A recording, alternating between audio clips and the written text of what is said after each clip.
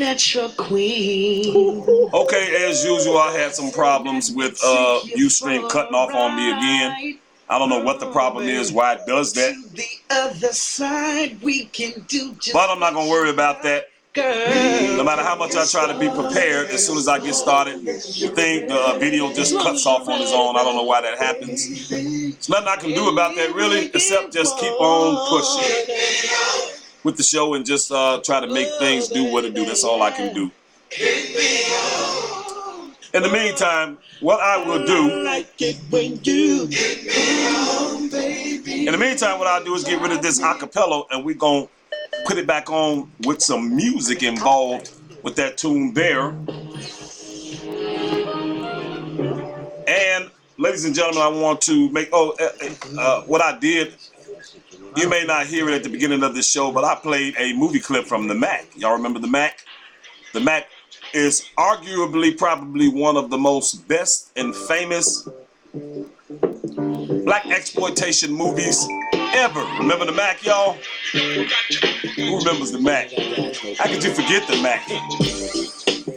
The Mack was so good, that movie was so good that it would still be a good movie to this day. If you were to show somebody that movie, someone that had never seen that movie before, and you turned them on to that movie and you sat down to watch it, and you would still enjoy that movie. It doesn't really come off as corny as most of the other old black exploitation movies. Me, myself, I wasn't really a big fan of those black exploitation movies. And when you look at them now, they come across as really kind of corny. They come across as corny. But to me, back then they came across as corny.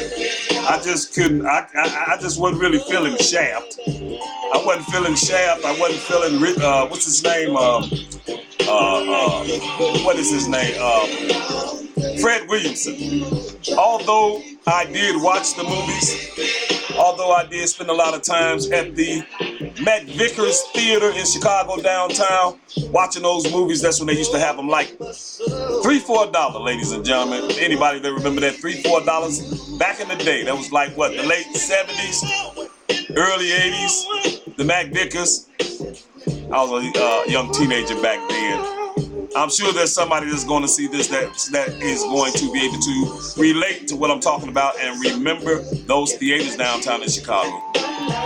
But that's what I was playing at the beginning of the show. I kicked it off with a movie clip from The Mack. Y'all remember The Mack? And next, what I want to do is I want to give a shout out to the man that inspired me to do my own radio podcast. That is Tariq Nasheed. I don't want to speak on it long, but Tariq Nasheed, I want you two guys to get up on him and to check him out. He is the truth, and you will learn oh so much. And you will start to see things in a perspective in which you may have never seen them before. That man is very smart, very intelligent, and he spit game like no other. Mr. Tariq Nasheed. I see him as sort of my mentor in this game here, which gave me the inspiration to do my own thing like this. That would be TARIQ NASHEED. Go ahead and Google it. Check out his show. Also, I would like to mention he's an author. He's an author. He's a game advisor. He's also a filmmaker. So make sure you see Hidden Colors 1, Hidden Colors 2, and a third installment of Hidden Colors, which is on the way. Hidden Colors, ladies and gentlemen. Tonight's topic, y'all, will be, or is, why are whites scared of blacks? Yes, yes, yes. That is tonight's topic. I see that as a hot topic. I see that as something that, if I'm lucky enough, or if I earned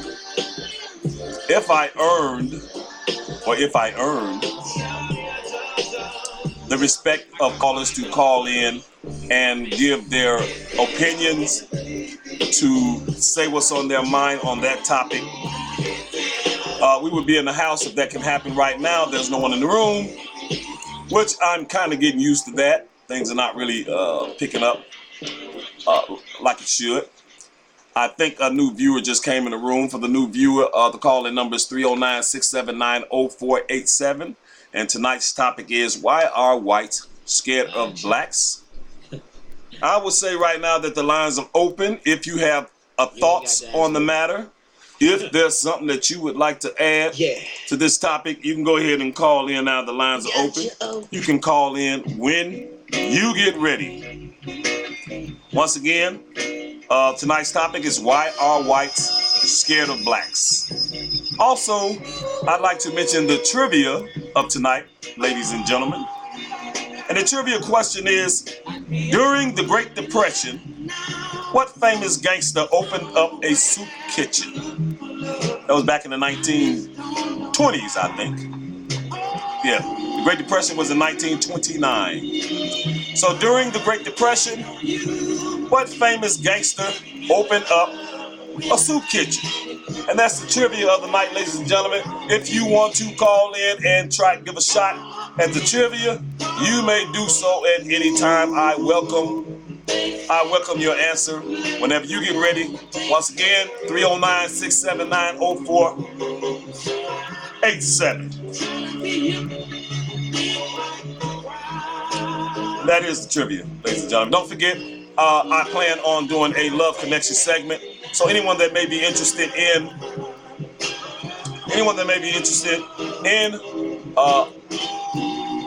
participating in the Love Connection segment in the future, what I need you to do is go ahead and hit me up at my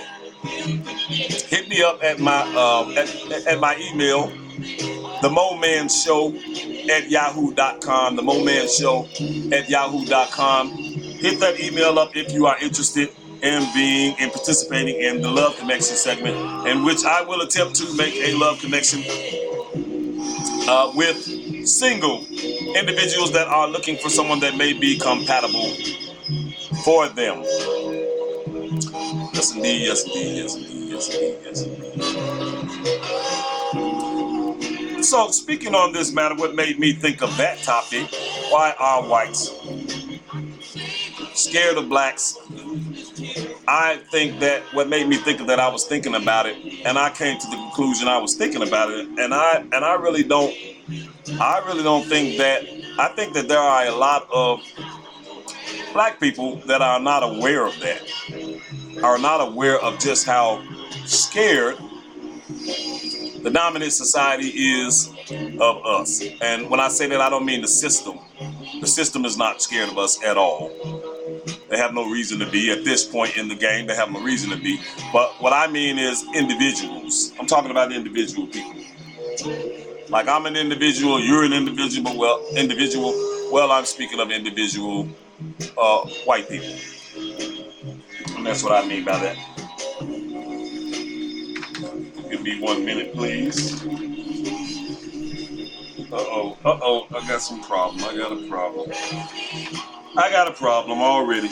It's always got to be something wrong, right? Always got to be something to slow things up. So once again, before I start talking, I'd like to, hold on 1 second. I have to check something right quick. Okay. So before I start talking, I want to give the number out one more time because the lines are open. If anyone wants to call in and give their opinion, or if they want to speak on the topic of the night, the number 309-679-0487. Yes, it is, ladies and gentlemen. Yes, it is.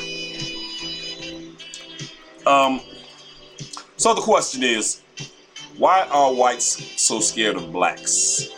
I'm going to sit back and try to relax because I want to make sure that I say what I have to say fully and say it right.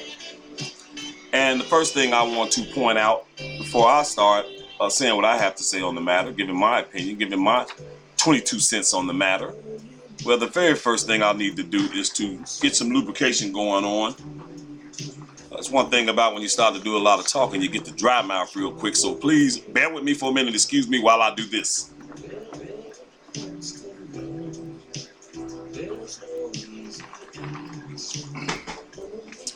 Thank you for hanging with me on that. Once again, the number is 309-679-0487. So the question is, why are whites so scared of blacks? And I wanted to point out that during this show, I want to make it clear that this does not pertain to all whites. Right? Nothing pertains to all whites, just like nothing pertains to all blacks. So I just want to make that clear because I don't want to offend anybody and I don't want anybody getting upset. All I want to do is just tell the truth. That's all. That's all I'm trying to do is tell the truth and get other viewers to call in and speak their minds and speak the truth as much as possible also. So keep that in mind, ladies and gentlemen. This program and what's being said by me and anybody else that may call in does not pertain to all whites, okay? And the first thing I'd like to point out is why would so many whites be so scared or afraid of blacks, especially when you ask yourself the question, really, how many whites can say that a black person has actually done anything to them?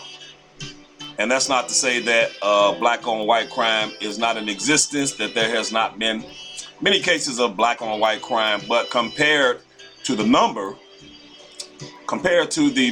of whites that are in this country, when you look at the numbers, compared to that, very few whites has had anything done to them by black people, right? You have a very small percentage of whites that can say that they were a victim of an assault or a victim of a theft or a victim of a crime done against them by a black person. And usually when it is done, I'm a black man myself and I know firsthand that a criminal does not really assault you or victimize you just because you're white. It's normally done because you're slipping or because you're an easy target. And I think that by a lot of whites not really being used to an environment where there's just an ongoing crime problem constantly. Ladies and gentlemen, we have a call. I hope it's the right type of call. All right. Call from Austin. Right on time. Hello, welcome to the Mo Man Truth Show. What's happening? What it be like, my friend? How you doing, brother? Doing all right. How you been? I'm good, man. How's your day going? It's going, man. Just actually got home from work and definitely want to give a voice too on the show for tonight. Hot topic, of course. My man. Was it nice outside today, by the way? It was all right. It was a little breezy still. It made it a little chill, but other than that, it was okay. Well, I was just wondering because it's so hot in my house today. I thought it was really nice out there. Thought it might have been really nice out there. But yeah, anyway. I think it was 50-something, but I'm not. With the wind, it still made it feel like it was about 40-something, obviously. Okay, that's better than that icy cold weather, that's for sure. Exactly. So you caught wind of the topic tonight? Oh, yeah, man. Yeah. Hot topic, something that's been hot for years and years and has been disputed, debated, and so controversial. But, the truth is the truth. There you go. So what is your thought on the matter? The topic is, why are whites so scared of blacks? And what do you think the main core reason for that is? Now, are you my mystery caller tonight, or am I able to identify you, brother? You're able to. It's cool. I'm able to? All right. Well, okay, Larry. Maybe that's pretty good, though, because then, as this show grow and people get used to, you'll be identified, and, you always have something decent to say. You always have something prolific to say. And actually, that'll make the show more exciting. So what's your thought on the matter, Larry? Man, it's a very simple and straightforward thought, man. Knowing a bit of history and, either it's just recent history, even far in the past, history that we've obtained from individuals that have passed on the literature, in books and newspapers, even recordings of how the process was before our birth. You know what I'm saying? Yeah. But my whole insight and view on that topic is, as far as the why, I think it's a very straightforward answer. And I can't classify myself as being racist, but I can definitely put myself in a position to be able to, make the right judgment call on the issue at hand. And I just believe that whites are fearful of blacks. Pretty much because of the intelligence, of the pure dominance that we've had, even through the years, through slavery and all that. And I think the main reason, this is just my reason of belief as far as why whites fear blacks, the ones that do, because I do believe there's some ones out there that don't fear blacks, Right. and they show that in the sense of being a skinhead or being a KK member or whatever, even if they do shield themselves behind the sheets and their hoods and all that. Right. Still, they do things in the sense of where they are straightforward and so direct in what they do. And what? Wait. Hold on for a minute. So, did you mean to say that the ones that are like openly racist, such as KKK members and skinheads and people like that, you said that you don't think they fear blacks? No, not in a direct sense. I think their actions, their beliefs, and the way they exploit them, proven that when you're talking about mass killings or even individual killings, hanging brothers in the trees, throwing them in the river with blocks tied to their ankles, or even like we know any bit of that. Son just walked in the door. Sorry about that. That's okay. I think they pretty much don't show that they fear by what they do, but most of what they do, are kind of like in secret. But I don't think that these individuals fear blacks in the sense of where they won't stand up. I mean, you've seen the film, you've seen in the 60s, the riots and all that, the brutality that we went through, the lynching and all that stuff. They publicized all that, and they dared blacks to make a move towards them. But you know what the difference is with that? That was a situation where blacks were outnumbered. Where it was outnumbered, and that was a day and time where the laws, times were different as far as, it depends on how far we go back. But I'm pretty sure, I doubt if you can find probably a skinhead that's by himself. He's by himself, and he's going to be in the presence of me, you, and maybe 5 other brothers, and he's going to be brave with his racism. Yeah, most definitely so. But I guess your topic is not saying one a white person is saying white people, white men, right, or white individuals, and I think there's a plural sense in that topic. So I'm just trying to stay on point as far as how it is. Now we talk about individualism, and we talk about a guy that's in a group, and he's pretty much showing himself to be that which he represents, which is a skinhead, and will move forward in a group. Yeah, it's easier done than it is when you're by yourself. I think there's wisdom there too. When you got a person that has the mind frame that to cut off the head of a black individual, rape a black woman, or smack a black child as he's walking down the street or whatever. Right. I think he's more apt to do that with a group than he is by himself. Right. Now again, I think when we talk about fear, we talk about, does he really fear somebody if he doesn't do it when he doesn't have the numbers with him? I think there could not be a sense of fear there. But then again, it could. But it all depends on what's in that individual's mind and heart at the time, whether he does the action or not. Right. It's kind of hard to judge a person to know whether or not he would do that. I misunderstood you because I thought you were getting at those type of people are not fearful of blacks. That's what I'm trying to say. They're not. In a direct sense, they're not fearful of blacks, and I think they show by their outwardliness, if that's a word. For instance, I used to work in a plant, man, and with these guys, they were notorious. Notorious for things like that. But of course, it got worse when they had the numbers, but it got weaker when they didn't have the numbers. Right. Until that person didn't exploit he didn't. I should say, he didn't show that he was fearful. Okay. You know what I'm saying? But I'm pretty sure that he still felt that he was dominant over me or some others or whatever. Right. And I'm gonna tell you, because it wasn't like he was in the hood doing this. You all at work. You were in a setting where the company more than likely was owned by non-black people. Exactly. And you were in a situation where when the shit hit the fan, when the cops get there, who are more than likely going to be white, or the majority of them at least. Okay. So they got the upper hand in a setting like that. Exactly.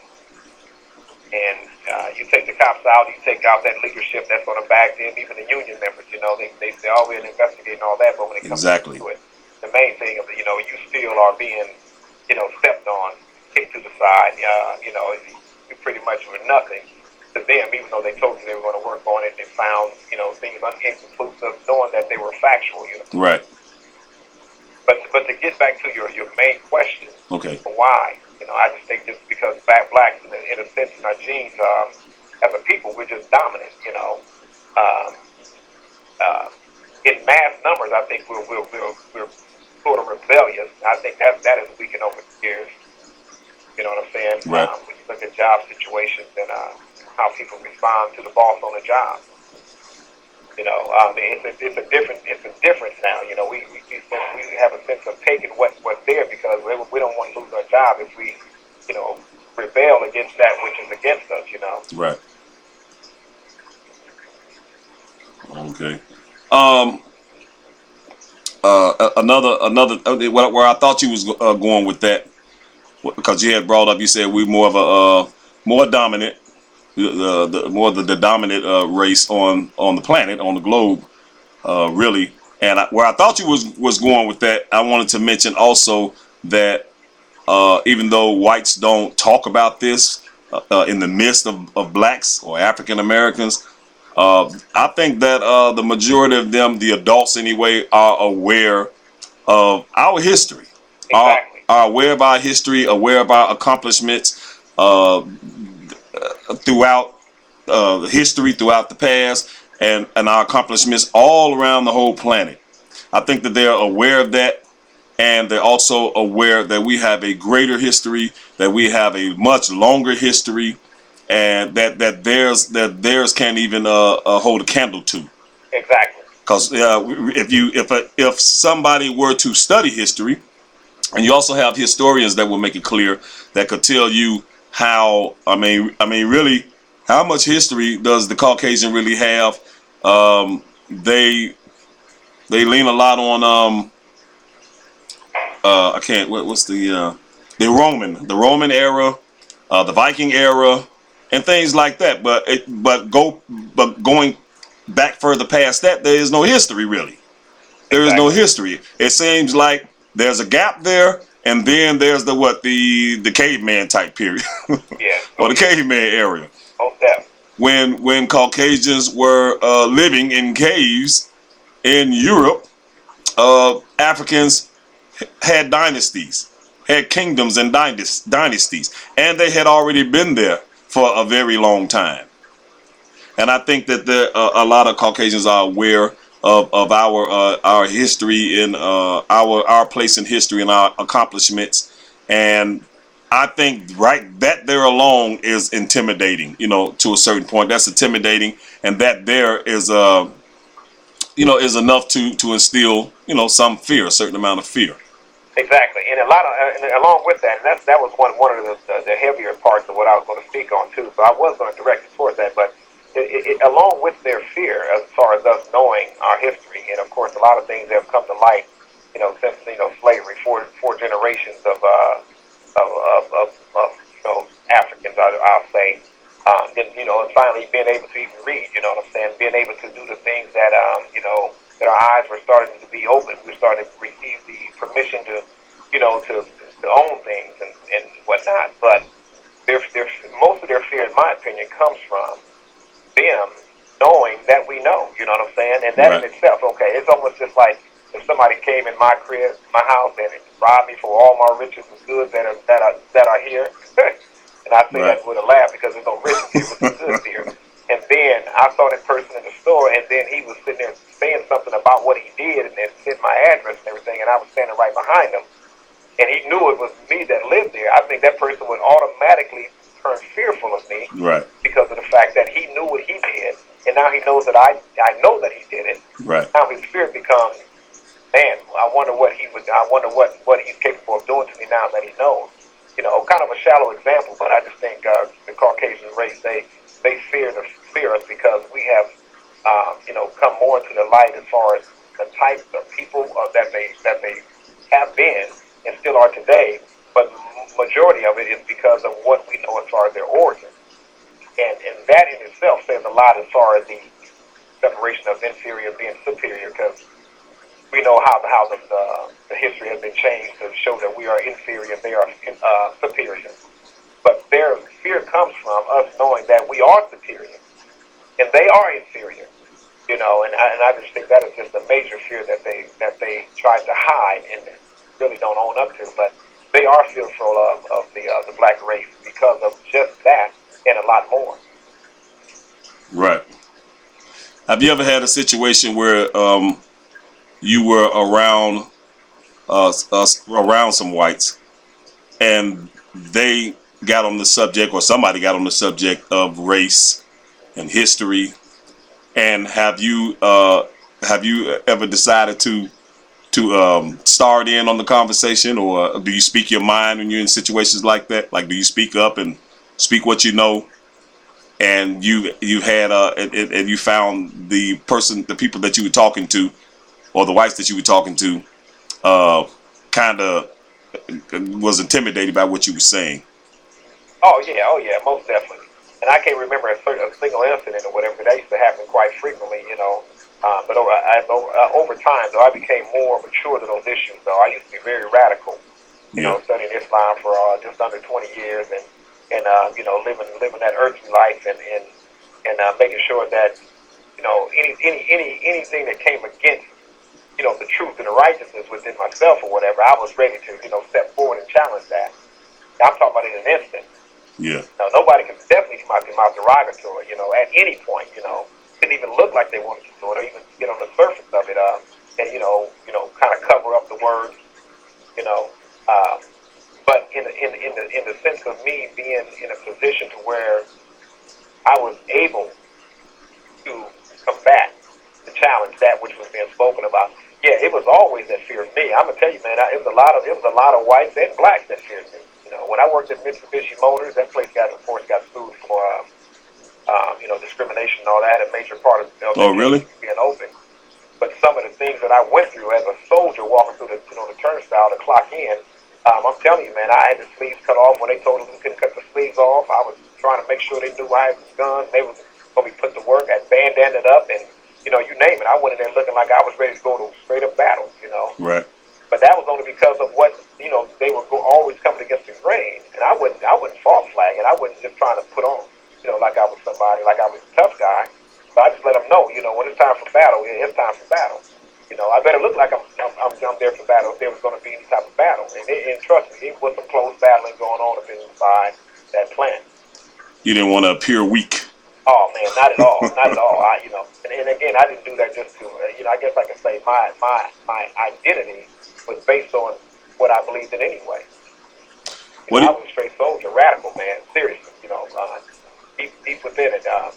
Rodney King riots, when that happened, you know, I was leading them through the brothers and stuff down there west by Burger King, through the rocks at the white people's cars and bricks and all that. And, you know, through them at a few folks riding bike by. You know, it was just that extreme for me. Yeah. But as I matured over the years, and I started understanding why these individuals act and believe the way that they do. Right. And I had one brother, real cool brother. You got to meet this brother, man. He's an older cat. He's probably about 57, 58, maybe 60 even by now. Okay. And his name is Stephen Bryce. And he said something one time to me, man, when I was in the battle mode. And he said, man, let me tell you a little stuff, man. You know, he said, I've seen the 60s and all this. He's born in 69, so I've didn't experience that. But he said, you can't beat them being an idiot, man. You can't beat them in what they are at best, which are idiots. You know, no offense to anybody. Right. But this is just what he said, and I was like, man, he said, you're trying to beat them at their own game. You can't combat ignorance with ignorance, you know. Right. And that was kind of the beginning of me, you know, acknowledging the fact that I needed to mature. That you're going about it the wrong way. Exactly. But I still got that in my blood, but it's just not an outward thing. So getting back to your question, yeah, I had many instances, man, experiences where individuals spoke on, you know, the racial issues and things like that, and even if they knew I was around, it wouldn't even be a situation before, because I was so rebellious and so, you know, soldier-like. I would just step right into it, and I would create an atmosphere that became very hostile, based on what I would say about what they were saying. So, Right.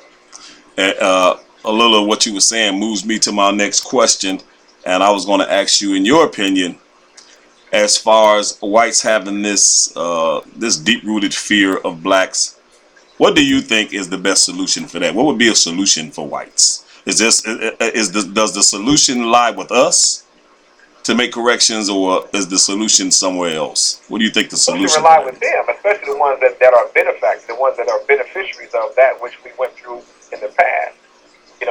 That's one hot topic right there in itself. Do we deserve reparations? For slavery. Yeah. If they are the beneficiaries of what slavery produced, you know what I'm saying? Then why would we not? Why could we not or should not be beneficiaries of what they took us through, and now where we are today? Now there's an understanding. We did you wrong. We did your people wrong. A lot of people will say, and you know this for yourself. I have nothing to do with what my forefathers, my great grandfathers did. They had nothing to do with it, but they are beneficiaries of that which they did. All these major corporations and businesses, even the land. Start with just the land. I heard a brother say one time, he said that, which made sense to me, the brother Tariq Nasheed, one of his shows I was listening to, and he said that, well, he said that to solve a lot of the race problems of a white supremacy, the first thing that you would need to do, I mean, there's a lot of other solutions too that he mentioned, but one of the solutions that he mentioned was that we can't even come together, we can't even come together to talk, because whites will not even come together. They won't even come together to talk about it. They refuse to talk about the problem to even get to a solution, because they really have no intentions on having a solution on that. That's right. They don't really see it as a problem. They don't want to talk or get involved with it. They want it to be just hushed up and want to pacify us by saying, if you bring it up, you're the racist, not us. If you bring it up, you're the problem, and you're not a solution to the problem. But they don't want to bring it up because of the very first thing that we were talking about. They are fearful of those things. They don't want to face. They don't want to hear what they've done, even though they know they did it. It's hard. That's a hard thing to swallow, that truth, Right. And that truth is definitely a hurting situation for them, because that is a devastating history that we have that was produced by them. The Middle Passage alone is enough of one story that not even one Caucasian in disbelief of racism and segregation and all that, meaning that he believes that we all should be equal and things like that. He still does not want to hear what happens in the worst, travesty and annals of history, which is Middle Passage. And carried on through slavery, of course. But they're fearful of even conversating of those things. I'm going off from pure experience, not just an opinion. Right. They don't definitely want to conversate about those things that they were not directly involved with, but they again are beneficiaries of the action. And sometimes I wonder if they know how very disrespectful it is for anybody to tell a black person to just get over it. Oh, that's devastating. That's hard. Get over it. And I've been in many chats about that, just get over it. But anytime you bring over one little single issue, whether it was OJ, Right. Kobe Bryant and his little thing that he went through and all that, they don't want they don't want to just get over on that, that's got to stand. Yeah, my response is, when you get over 9/11, O.J. Simpson, 9/11 and O.J. Simpson, then we'll get over slavery. Exactly, and they'll never get over O.J. Simpson. Or 9/11. Or not, definitely 9/11. They'll never get over that. Right. Definitely won't get over that, and a lot of other, events that happen in even recent history. They will not get over those things that happened to them, but they want us to get over those things that happened to us. And again, the history tells that we suffered the most in the annals of history, period. And that's harder to get over than it is for an OJ case or verdict or the Trayvon Martin situation and all. That's something that they want us just to get over. That is a heavy topic in itself. Exactly. Get over when somebody's life was taken, and then it was supported in court that it was right. Who's going to get over that? And there's another thing that is unique to black men. I haven't talked to a lot of black females about this, what I'm about to say. But one thing that black men experience At some point in our adulthood, when we reach adulthood, what we start to experience is things that happen in our every now and then throughout our lives that let us know that individuals are scared of us, even though we haven't done anything, even though we're not doing anything, but our mere presence strikes fear. Now, how many times have you been somewhere like near an elevator or in a store, and you noticed that a white person was scared of you, even though you wasn't doing anything to cause them to be fearful? Many times. I got dreadlocks. You know, that in itself right there is just That's intimidating in itself. Different hair. But you know, I find myself, this is what I find myself doing, because I have faced that situation many times. At a gas station, I don't care if it's walking in even in a department store, that's not known to where a lot of black shop. For instance, Kohl's way out north, where my wife used to work in Kohl's, East Fury, and all that. Yeah. When you come in the store or whatever, these folks getting out their cars, walking to their cars, parts, or even see you pull up as they are just getting out. They automatically think that, oh, he's coming to get me. Right.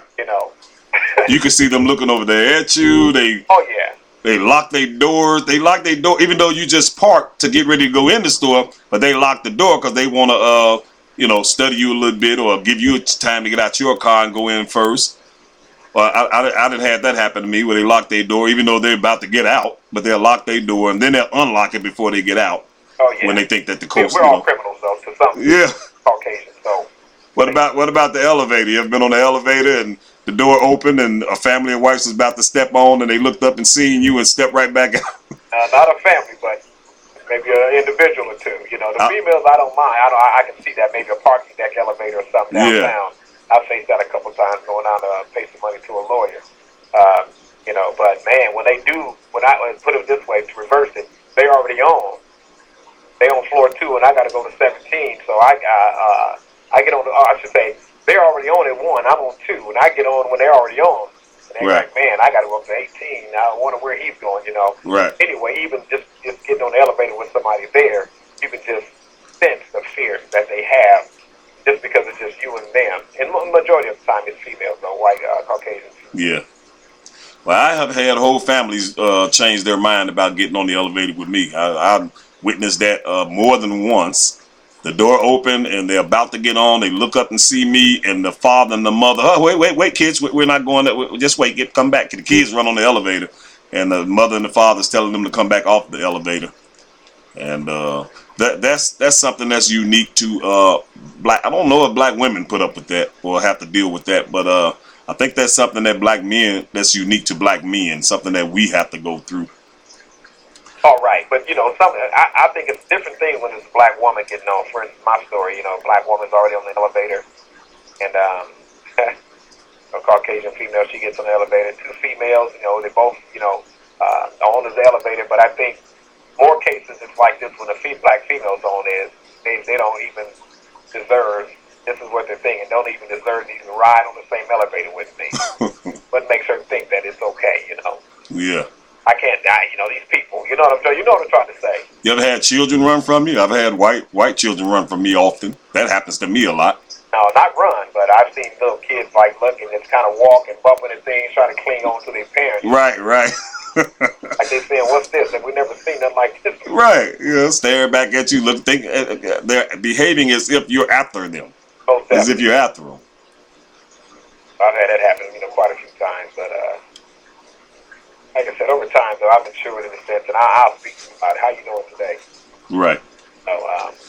What's your turn? I try to make conversation with them, And I think sometimes I feel like I've proven myself to them that, hey, I'm not one that you may think I am. I'm not a criminal. Right. It always pays to be civilized. There's nothing wrong with that. To be Yeah, that's a better term for it. Civilized. I haven't used that in years. I want to thank you for calling up, man. And as usual, you had some very prolific stuff to add to the show, and I appreciate that. And I got to give you the trivia, man, before we hang up. Uh-oh. What's the trivia? Wait, I got something new here for my winners and my losers. Let me get this together.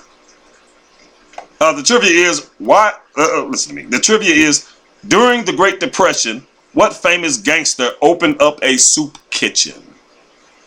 Woo! Great Depression, man. I don't know much about the Great Depression.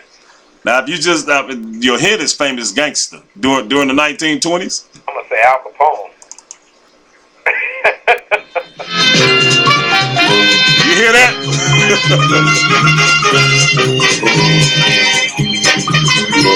And you are correct, sir. Did you hear me? Oh yeah. I decided to add that on to my winners when they get the answer right. That music, I must be an intelligent the man that I thought I was without really knowing, but kind of guessing it. And what you win, sir, you can expect in the mail very shortly. What you win is a used ashtray. I don't know if you're looking at me on the screen. I do not feel like taking these butts out of the ashtray, so I'm going to have to, I'm sorry to tell you, you're going to have to throw the butts out yourself when the ashtray reaches your home. But that is your prize, Larry. What, I wash the ashtray out and use it as a candy dish on my desk. There you go, because you don't smoke, right? I don't smoke, never have, my friend. Candy dish, there you go. Well, my man, I want to thank you for calling up. Thank you for supporting the show. And I need you to, when you're thinking about it, Larry, give me some ideas. You know, hit me up on Facebook and, you know, help me along. Give me some ideas because I know you can do that for me. For some good topics. There you go. Okay, then. My man. All right. Thank you, Larry. Have a good night, man. You too, and I appreciate you inviting me on the show, man. My man. All right, later. That was Larry, my man Larry, ladies and gentlemen. Always, I see we got another viewer in the room. If you want to call up and give your 87 cents on the topic, please do so. The number is 309-679-0487. My man Larry, he inspires me, gives me inspiration, makes me feel better about it, because when nobody is calling in and nobody is interacting with me, it kind of, you know, dampers me some, you know. But when I get a call like my man, like from an intelligent gentleman like Larry, that calls up, that makes me, you know, that lifts me up some, that gives me more energy, you know. And you may even notice that yourself looking at me on the screen. So if you want to call up, the topic of the show is, why are whites scared of blacks? That's the topic of the show. And as you know, as you just heard, Larry has given the answer to the trivia, so I will not be repeating that again. I will not be asking that question again to the trivia, but we can chop up game on the topic of the night, which is, why are blacks so scared of whites? And so the other caller that's in the room, if you want to call up, 309-679-0487. In the meantime, what I will do, I will cover some of the things that I wanted to say on the matter. Some things that I wanted to, some pointers I wanted to get on. And where I was at is, where I left off at was, I had posed the question, how many whites can really say that a black person has actually done anything to them? Right? And so what I'm getting at is, if anybody, in terms of one side of being a victim of assault, or being victimized or victim of crime, I mean, I would think that black people on a whole, especially throughout history, would have a much more reason to be scared. If anybody should be scared, I think that it would be blacks, African Americans, considering the violation that has went on throughout history, considering the crimes that went on against us throughout history, considering the violence, the murders, and what have you. One of the reasons why I think, this is my opinion, of course, ladies and gentlemen, once again, the number 309-679-0487.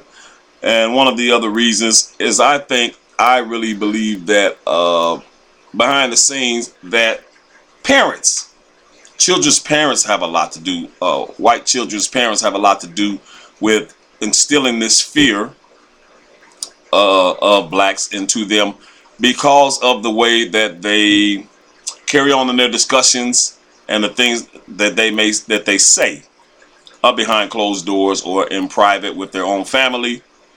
And I want to repeat again, like I said, this does not pertain to all white people. Does not pertain to all white people. I'm not speaking about every and all white people.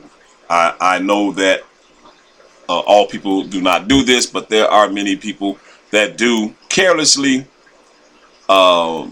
instill this fear in their children from the way that they talk, from their racist comments, and also not only from their parents, but also from other family members, uncles, aunties,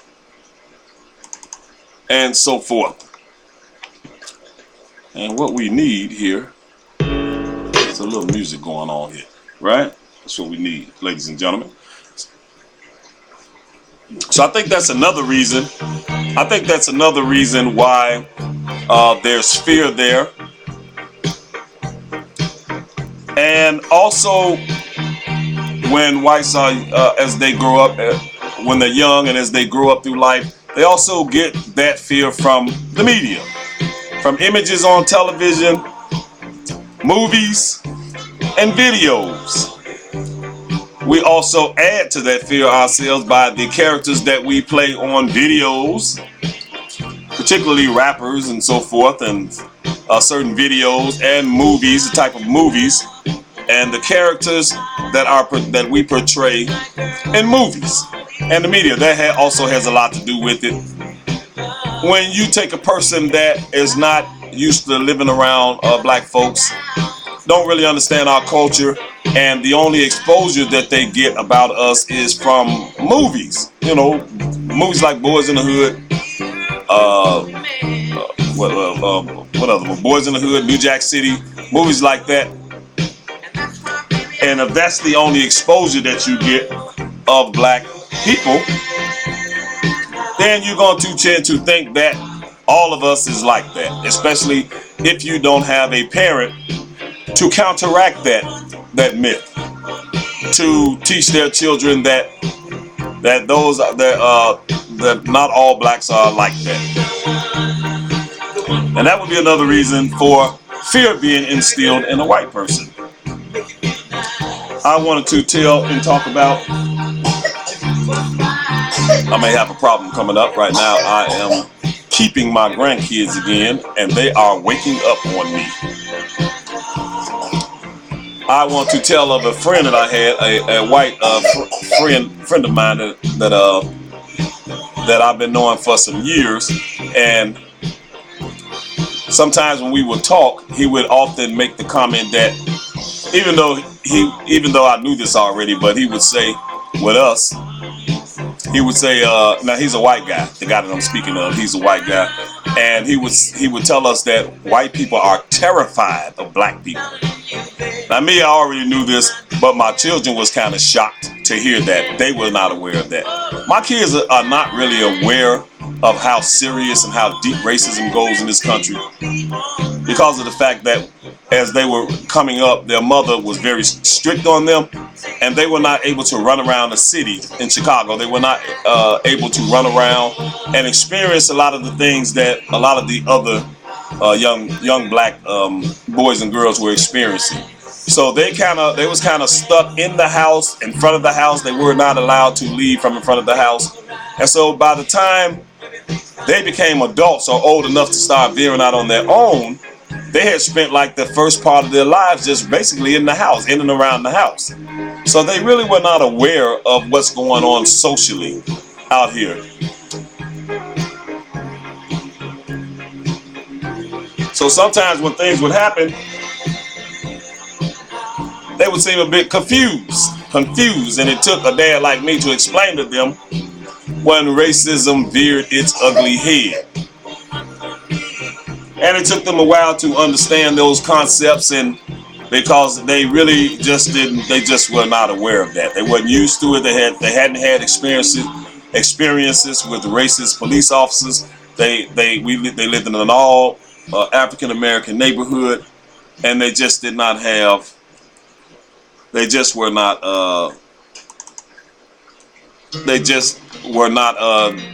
used to that, used to racism.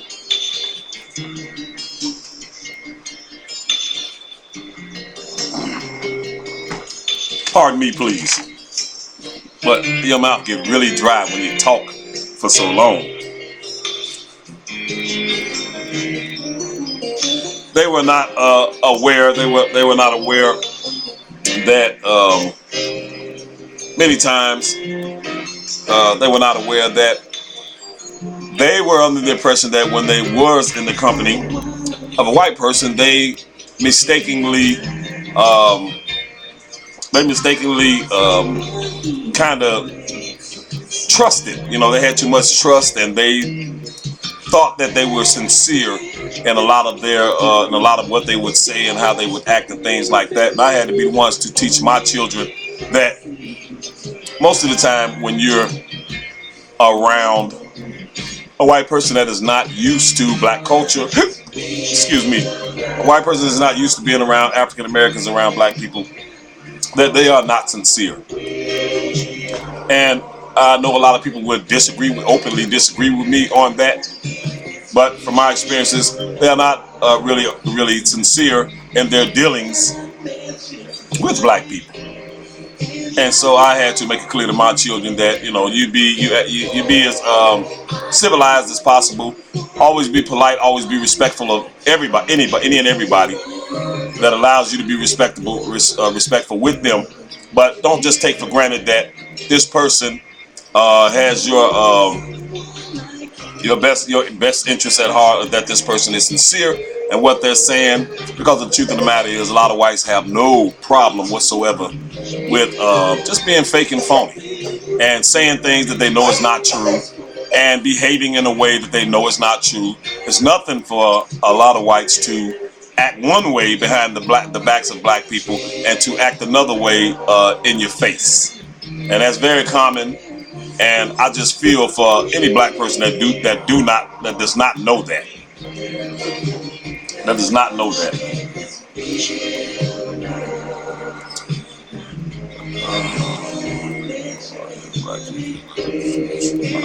So, in my opinion, basically, all blacks really would fare well not to trust and believe what whites say to you.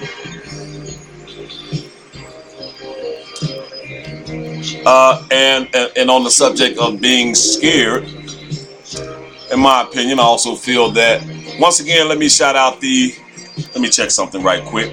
Pardon me for a second. I'll be back in 1 second. I promise you I'll be back in 1 second. On the subject of whites being scared of blacks, my personal opinion, I feel like if anybody should be terrorized or be scared, it should be black people. When you consider over 400 years of slavery, and I know there are many whites and some blacks who feel like slavery should be gotten over. In my personal opinion, I don't think black people should ever get over that history, should ever get over that. As long as Jewish people have the right, nobody challenges them. When they're talking about the Holocaust, and it'll never happen again. And when they complain about what happened to them, and when they want to talk about what happened to them, I have never in my life heard a person tell a Jewish person, you need to get over it. So why would you tell us to get over it? Why we got to get over it, but they don't have to get over it? I think our situation and what happened to us was way worse. And on top of that, nobody came to our rescue. A whole country came to Jews' rescue. And this is not to badmouth or talk bad about Jewish people. I'm just speaking the truth. It's not to make nobody look bad or good. I'm just speaking the truth as I see it. But nobody came to our rescue. At least somebody came to their rescue and put a stop to that bullshit. Come here, man. My grandson is calling me in the background. I hate to ignore him. It's hard for me to neglect him. This is my little baby. You gotta wait, man, okay? When Papa finishes, I'll give you some Kool-Aid, okay? I promise, okay? Somebody knocking. No, ain't nobody knocking. He has to have my attention. But that's all right. Where was I? And where I was saying that. Oh yeah, I was speaking on that I'm really not with anybody telling black people to get over slavery. As long as I live, I'll never get over it. It shouldn't be gotten over. I'll never get over it. I'm not going to walk around not saying that I'm going to be, I plan to be militant or be pissed off about it, but it is a reality, and it has a whole lot to do with the condition, the mental condition of black people in this day and age. Has a lot to do with it. It's a direct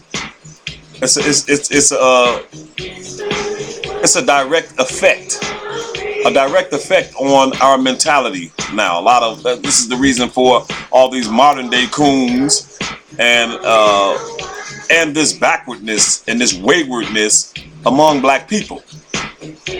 When you consider that slavery went on for over 400 years. 400 years is a very long time for a people to be in such a condition. There is no other people on the planet that was conditioned to that and that type of that was in that type of condition for that period amount of time. So it's no wonder that we are in the condition that we are in, ladies and gentlemen. So I would say to anybody that's listening to my voice now, you would be a fool and you would be backwards to adopt the mentality of forgetting slavery. Don't never let nobody tell you to get over slavery. Right? Now, you don't have to think about it all day long. You don't have to make it the forefront of your life, but you don't get over it. It's not, you don't have to get over it. And you shouldn't get over it. Just like me and Larry was saying earlier, to any person that makes that statement in my presence that says that blacks need to get over slavery, I like to mention that, like I said, when you get over 9/11 and when you get over O.J. Simpson, then we'll get over slavery. Or when the Jews get over the Holocaust, we'll get over slavery. Do it make sense?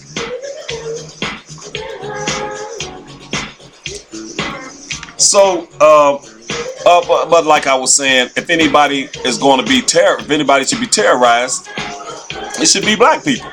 When you consider, like I said, first of all, the amount of time that slavery went on. When you consider the forced labor, when you consider, you're talking about the people that were forced to do hard labor, and many slaves all of their lives, people that died in the midst of performing hard labor, being a slave,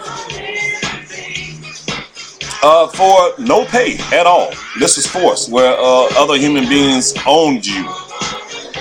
When you consider the whippings that went on during slavery, and truth be told, the whippings and the beatings that still go on, particularly by law enforcement, and particularly by those that would be of racist activity out here in society against black persons. Also, when black the hangings that went on, there were so many black people hanged throughout history that it's impossible to come up with the numbers of how many was hanged, but it would be impossible to put your finger on it or to come up with an amount. But there was many thousands and thousands of black people that were hanged, black people that were beaten to death, black people that were shot to death, and black people that were murdered in a variety of sadistic ways. Not only that, let's not leave out the sexual assaults.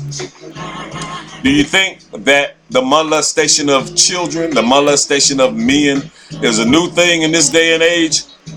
You don't think that went on during slavery? That went on during slavery. You can best believe that there were men being raped, grown black men being raped. There were children being raped. There were black women being raped for that amount of time, for all that time. You're talking about over 400 years. So, considering that and with that in mind, you would think that if anybody is going to be scared of anybody, that we would be the ones that would have cause and reason to be scared of another people or another race of people. Right? Does that make sense? Make no mistake about it. During slavery, ladies and gentlemen, white men had a heyday with their sexual perversions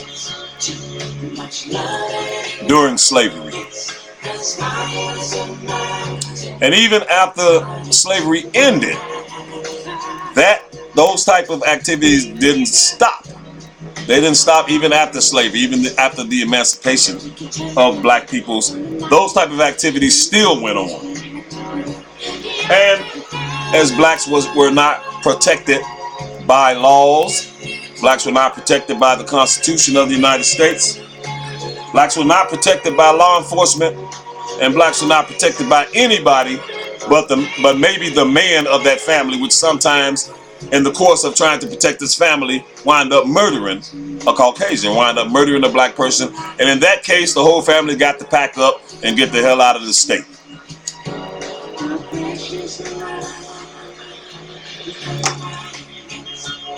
As a matter of fact, that's one of the reasons why I am here, where I am, is because that was the case with my grandfather. My grandfather was having problems out of, I think, some Ku Klux Klan type of faction down there in Mississippi.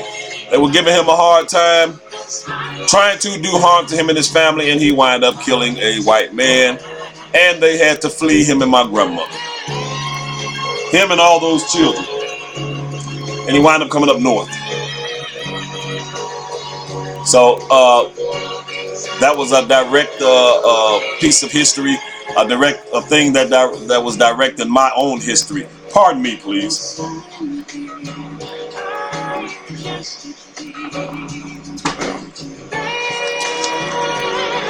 And I'm pretty sure that is the case with a lot of people, and they probably just don't know it. A lot of blacks right now in this day and age, their lives, the people, their ancestors' lives were affected greatly by racist activities, by racist assaults done against them. And to this day, we still get murdered without justice from American courts. And on top of that, to top it off with a little icing on the top, we all know that every black leader that has stood up or took the leadership position and tried to make changes, and white supremacy tried to make changes in the lives of black people, each and every one of them was either assassinated or jailed. And I don't mean some and not the rest of them. Each and every one of them was either assassinated or jailed. To this day, there's one sister. To this day, there's one sister. I cannot recall her name. You guys would probably know her name better than I do. But there's a lady right now that is forced to be in another country right now because she's still on the FBI wanted list. She's still on the FBI wanted list because of her Black Panther activity in the past, because of their attempt to challenge white supremacy. So with all that being said, I just said all of that to say that, to make my point that if anybody should be the scared one or the fearful one, I mean, you would think that it would be black people when you consider all of that. So now I pose the question, ladies and gentlemen. And once again, I want to mention once again, I mentioned this once already, but I want to make this clear for anybody that didn't hear me say this, that I am not putting anybody under attack. And the things that I am saying does not pertain to all white people. Does not, just like things does not pertain to all black people, all Spanish people, all Arab people. Well, the same thing with whites. I like to try to think as fair-minded, look at things as fair-minded as possible. And I aim to do that. I plan to do that, and I am going to do that. So I want to make that clear that I am not making accusations or this is not an accusation. The things I'm saying are not an accusation. The things that I'm saying is true history. It's factual history, and it's the truth. It really is factual things that went on. So it's not an accusation. But I just want to say that this does not pertain to all white people.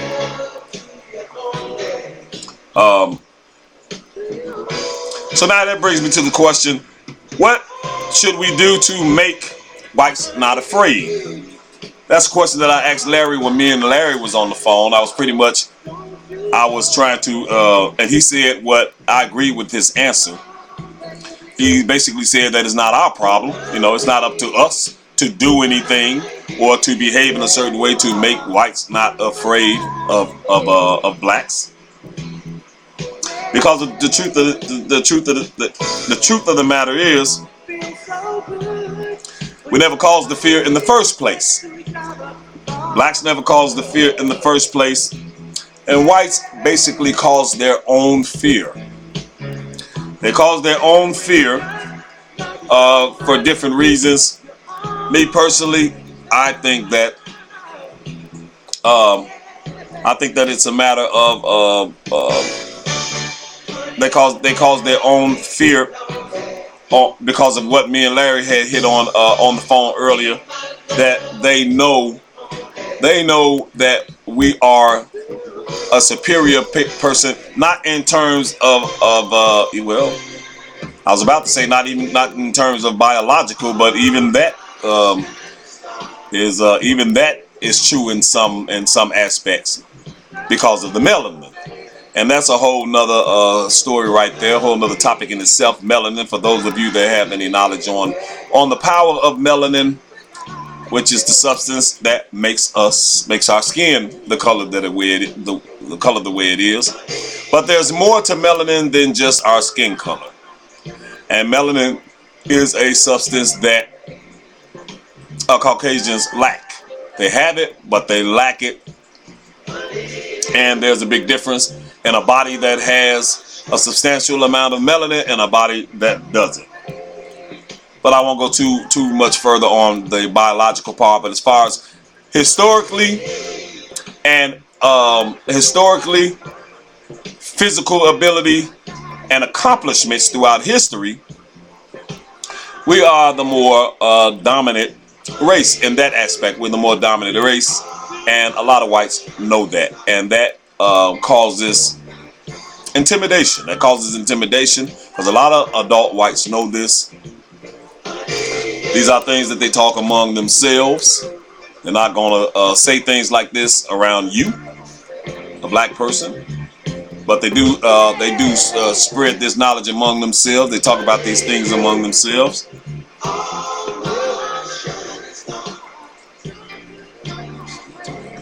And in my opinion, many whites to feel better about themselves, to feel more superior, to feel more major, more majority, and to feel better about themselves, they have to look down on not only blacks, but other people also.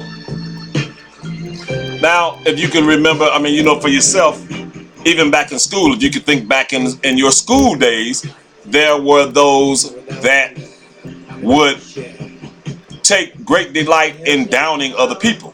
That would take great delight in downing others because they really had low self-esteem in themselves. They had low self-esteem about themselves, and to make them feel better about themselves, they would have to bully or put down another person. All of us adults have at one time or another witnessed something like that, and I think the same goes for a lot of whites concerning blacks. To feel better about themselves, they need to look down to no matter how your life is going, no matter how bad things are going for you, you can always remember and say to yourself, I'm still bigger and better than a nigger or than a black person. So that's another that's another reason for certain aspects of white supremacy to keep going strong the way it is. And also, I would like for black people to remember, to know, and keep in mind that there are certain codes among whites that, even though they may not talk about it, some things they may not talk among themselves, but they have a mutual understanding. There are certain codes, certain understandings they have among each other concerning black people. And one of the codes that they have among each other is, to say for an example, there is a show that I listen to. There's a show that I listen to. It's a radio program called The Howard Stern Show. I have listened to this program for like 25 years. For a long time, I've been listening to this show. I like the show. The racial aspects of it, I'm not too crazy about. I get offended sometimes. I know that Howard Stern and his posse, all the people on the show, are a bunch of racist men. They're racist. The show is racist, very racist. For anybody that ever had the opportunity to check out the Howard Stern Show, and even though I know it's racist, and I'm still attracted to the show because there are other things about the show that I like. It's really the only radio program that actually makes me laugh out loud. It ain't all about racism. It's about other things too. It's just very interesting to me. But when it comes to the racism in the show, I get turned off to that part, to that aspect of the show. And also to mention, he has a sidekick on the show, this lady named Robin Quivers. There's a sidekick on the show. She's like his straight man. He's the buffoon on the show, and she's his straight man. And Robin Quivers, she's been with him for a long time. And in my personal opinion, anybody else that knows, familiar with that show, she is the world's biggest coon. She's the world's biggest self-hating black person that I've ever witnessed. And her name is Robin Quivers. But anyway, my point that I was making is that in my 25, now they give away a lot of money on that show. And in my 25 years of watching that show, I have never once, they give away money and they give away prizes. I have never once witnessed them giving anything away to a black man or woman on that show. I have never, and I've been watching that show a very long time, like 25. I've been listening to that show a very long time, and I have not once witnessed them give a prize, not even a prize, or money. And they give away big money on that show sometimes. They give people like $10,000 and things like that. Sometimes it's just $500. It's different amounts of money. But not only do they not give away money to black viewers on the show, they screen the calls, and you very rarely hear black people call in on that show. And I'm sure that there are a lot of black people that watch that show and listen to it, but they have a screening system in which they do not let blacks get through on that show because they don't want to give them anything. And that's what I'm getting at. There's a code among the dominant society that you do not give a black person anything. That you do not give black people things. You do not give them things of value. And another code among the dominant society is that they are always in the habit of denying racism. We all know that there are always racist events happen, racist activity happening and going on, but when have you rarely hear or see or hear a member of the dominant society admitting to being a racist or admitting to saying anything or that's racist. There are oftentimes you will hear something that is clearly racist, and then that same person will turn right around and deny that it was a racist statement. So that's another code that is practiced among the dominant society, is they're all on the same page with that, to deny, never admit being racist, never admit that their statement was racist, never admit that their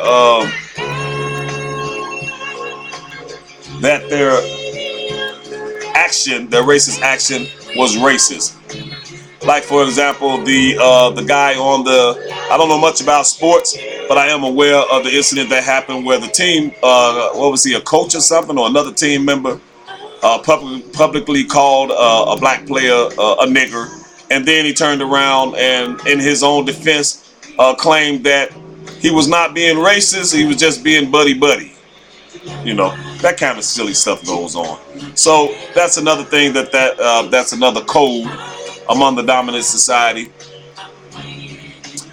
And those are not the only two codes. There are more. There are more, which I'm sure that if you think about it long enough, you'll come up with some more than what I came up with. And with that, ladies and gentlemen, I think the show has... Yeah, we've been on for at least an hour and a half. Anybody that's been watching the show, thank you for hanging in there with me. Anyone wants to call in, the number is 309-679-0487. If anyone would like to add to this topic, please feel free to. Please feel free to. If this phone rings,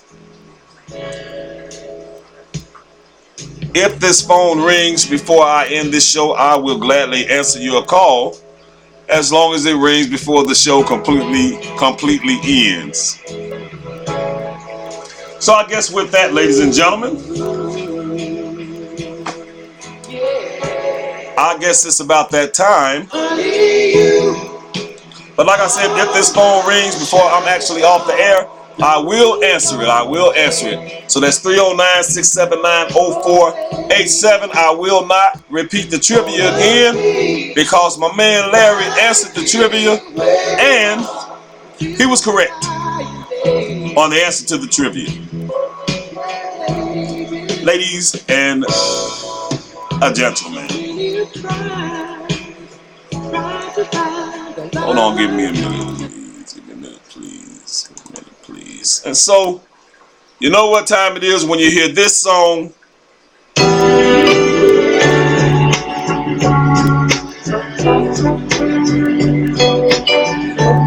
When you hear Michael Jackson's Good Times, ladies and gentlemen. So I want to say it's been fun, ladies and gentlemen. It's been nice. It's been fun. I enjoyed myself as usual. I hope somebody got a little something out of the show. I wish I would have had more callers so other people could have had something to add on the topic. I think that's a hot topic, and it would have been good if I would have had a large following to this point. But unfortunately, I do not. I have to earn that. I got to hone in on my skills, and I got to come up with ideas to figure this out and to get a bigger following, get people interested in the show. That way, when I come up with hot topics, we can chop up this game and shoot the SHIT the way it should be chopped up, ladies and gentlemen. So with that,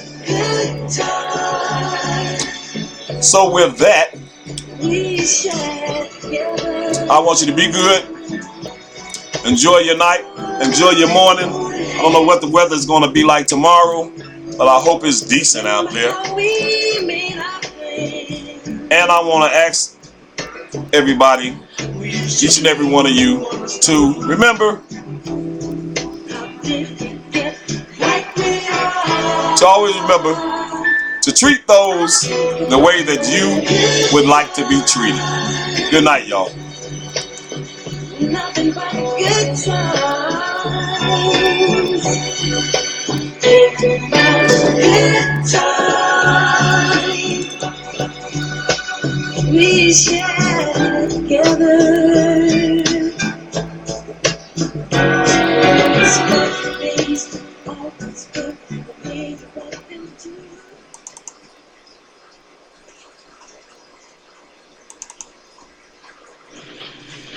You don't even know how to be a husband. Your son's hanging around all the time. I have Nick the pig as a friend. What kind of life is that? Come on.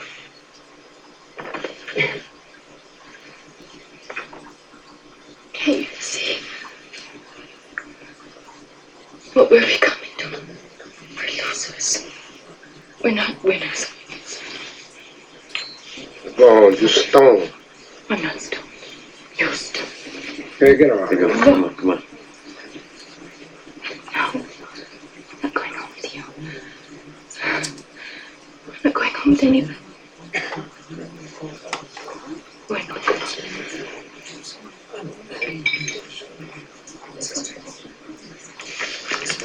I'm leaving you. I don't need this shit. I'll walk you out. I'll take her home. Captain. Let her go, man. Another Quaalude, you're gonna love me again.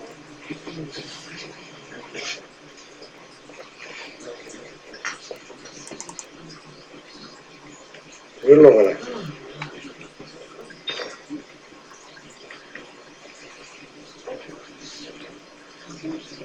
You're all a bunch of fucking assholes. You know why? You don't have the guts to be what you want to be. You need people like me.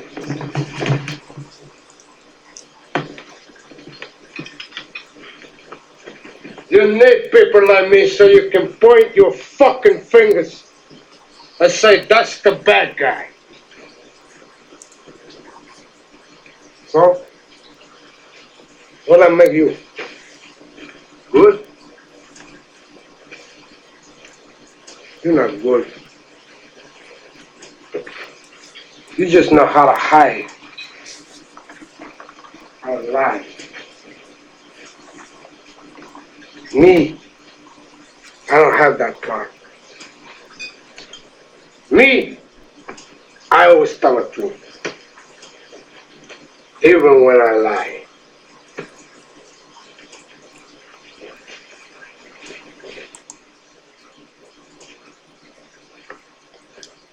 So say good night to the bad guy. Come on. The last time you're gonna see a bad guy like this again, let me tell you. Come on. Back away from the bad guy.